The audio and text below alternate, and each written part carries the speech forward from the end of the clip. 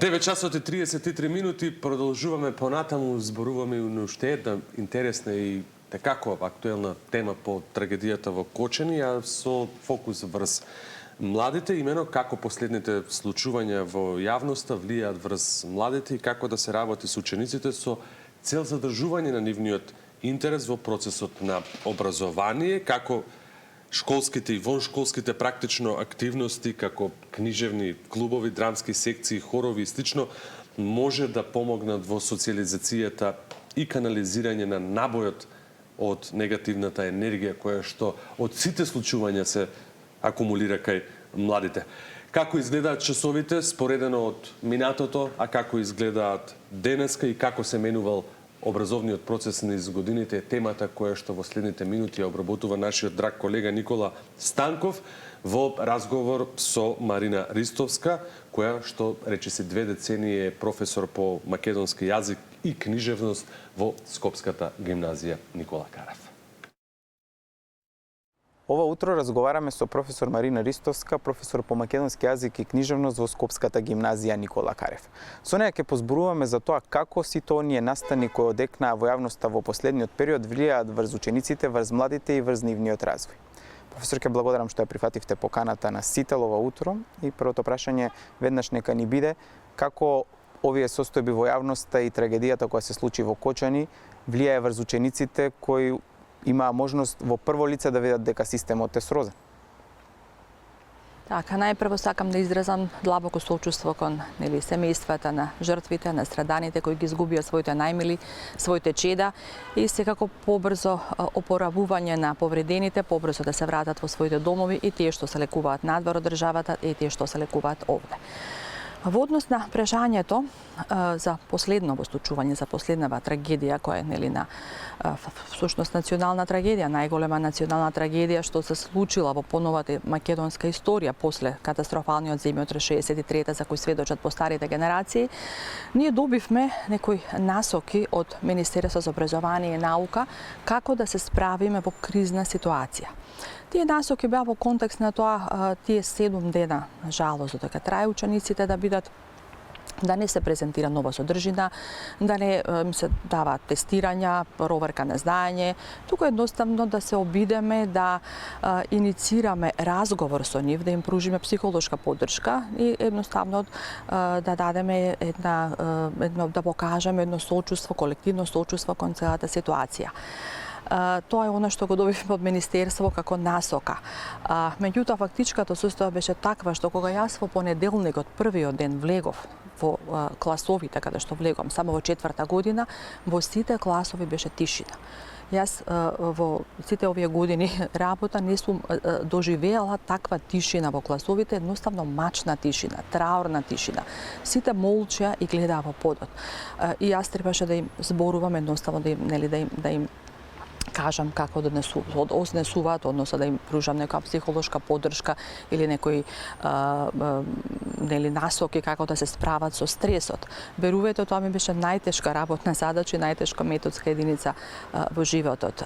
Сите тие се ученици кои, односно загинатите деца се нивни врсници. Тоа се ученици од 4-та година кои сега оваа година и прославуваат и маторска прослава. Тие сочувствуваат со повредените, се поистоветуваат со нив и навистина сите различно реагираат. Некои реагираат, односно стресот им делува се повлекуваат во себе, се инфериорни, некои сакаат да зборуваат.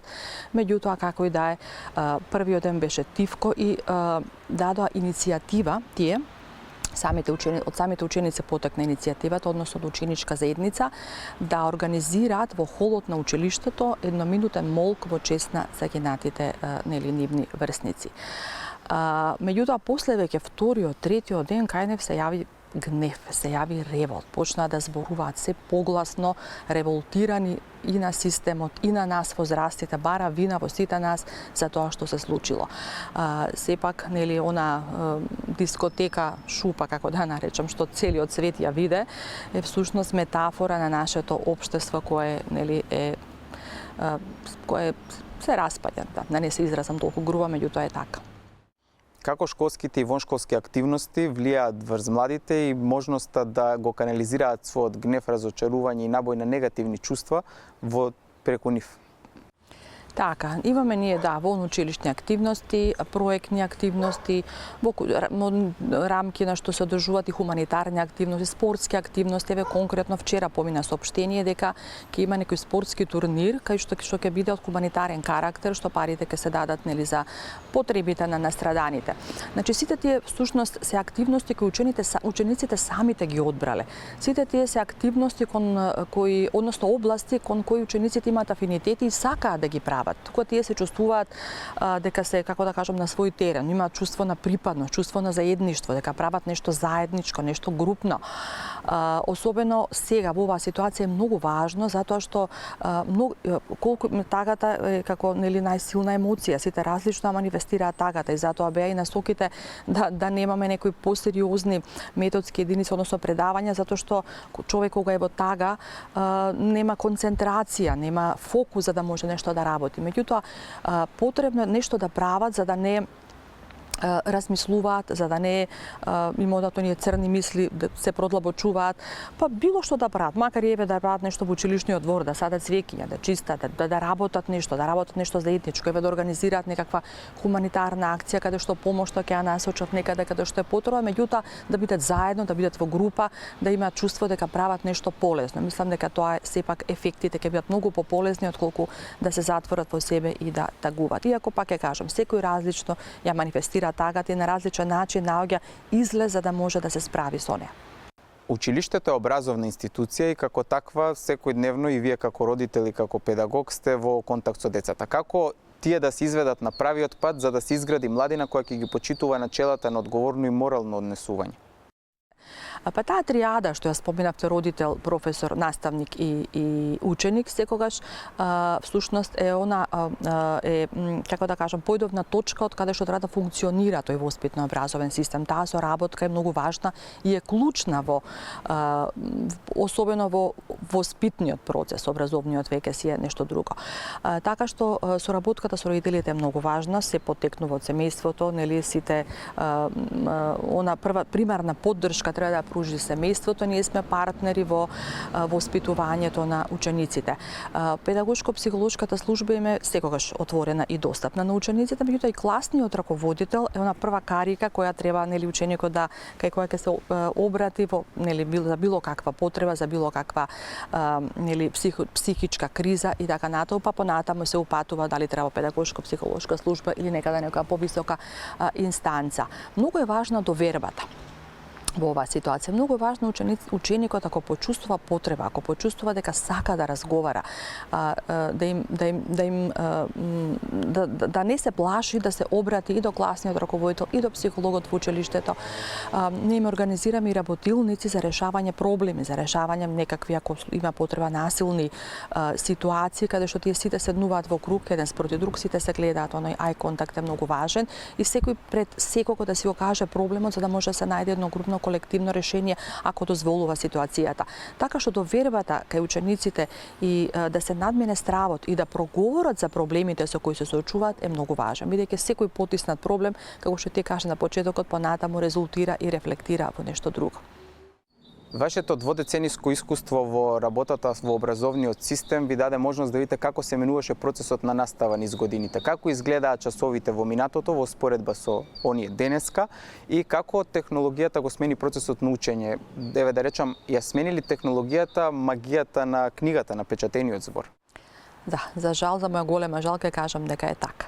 Учениците, особено по-новиве генерации, а особено тоа е забележливо од после онлайн наставата, некако некој пресврт се случи после онлайн наставата, некако сакаат побрзо да дојдат до некакво знаење, побрзо да дојдат до некаква информација. Преку оние нивни флешови, оние апликации, преку ChatGPT, нели го споменавме, некако тоа да го направат преку игра, некако да заобиколат книгата или овие книги што се аудио верзија со слушање, со слушалки ќе стават па ја слушаат содржината. Меѓутоа не е баш така. Образованието, учењето не е игра, одговорност. Книгата треба да е неприкосновена. Книгата треба да ја држиш во раце, да ја имаш, да ја читаш, да ја подвлекуваш, да ја консумираш книгата. Значи, тоа знаење што ќе го стекне не е само за во моментот да добие преодна оцена или за да биде паметен. Тоа знаење понатаму некаде треба да го пласира и со тоа знаење некаде на пазарот на трудот да биде конкурентен. Така што сепак книгата, пак ќе кажам, е неприкосновена, нели, за да може, односно учениците да тоа знаење што ќе го стекнат од книгата понатаму да им биде продуктивно. Јазикот може да создаде, но може и да уништи, буквално и фигуративно, па како ние се однесуваме денеска кон нашиот, кон македонскиот јазик? Обично, кога ќе ми дојдат учениците во прва година, јас ги терам во тетратките да запишат еден цитат од Крсте Петков Мисирков, кој вели дека народ што зборува и мисли на свој мајчин јазик никогаш не исчезнува. И тоа веќе генерации назад кога сум во прва година. И некако тоа е како лајт мотив понатаму за сите содржини од областа на јазикот. Пред неколку години по повод некои случувања ми пиша една ученичка која завршила пред неколку години и ми вика нешто во врска со јазичното прашање, кога беа некои превирања.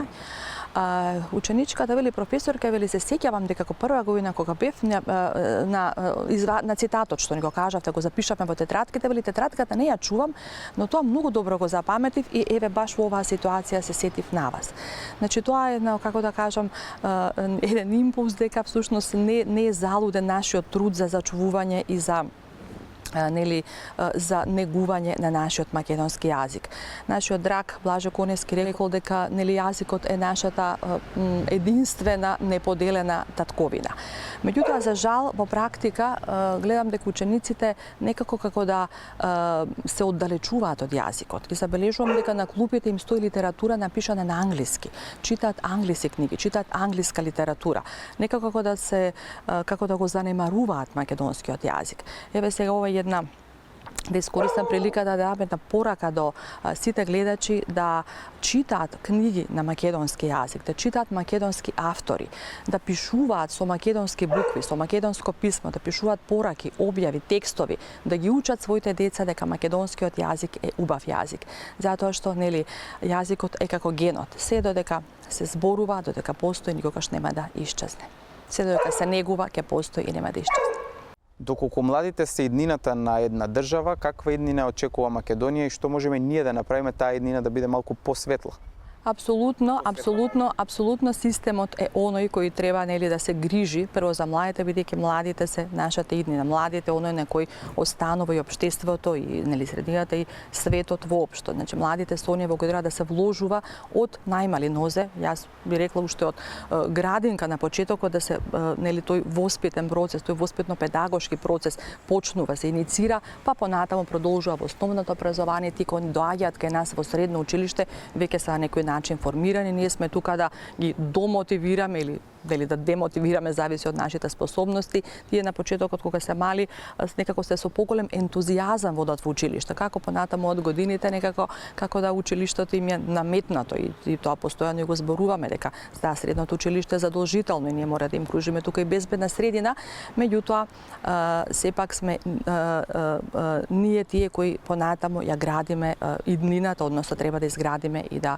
создадеме здрава иднина од оние млади луѓе кои доаѓаат во нашите институции. Професорке, благодарам на времето и можноста да поразговараме за сите оние настани кои се случаи и како изгледа образовниот процес од другата страна на училишните клупи. Благодарам на сите од телевизија.